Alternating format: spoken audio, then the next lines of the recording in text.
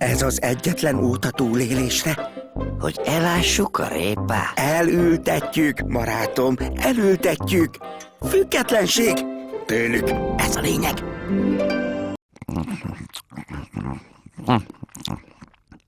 Te hülye vagy, bazd meg! Te megetted a répát!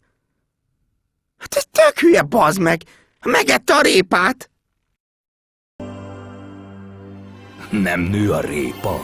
Az Osamban most kertészeti vásár van. Jó áron megkaphattok mindent, amire szükségetek van. Bármit.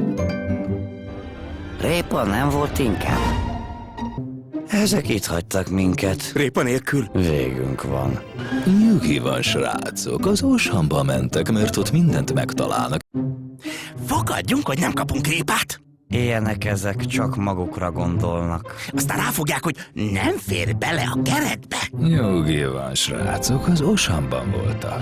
Én tutira kapok tejföld, ti meg répát. Jó, de valami kis plusz ajándék azért már nem fért bele a keretbe. Inkább két kézzel csináld. Hm?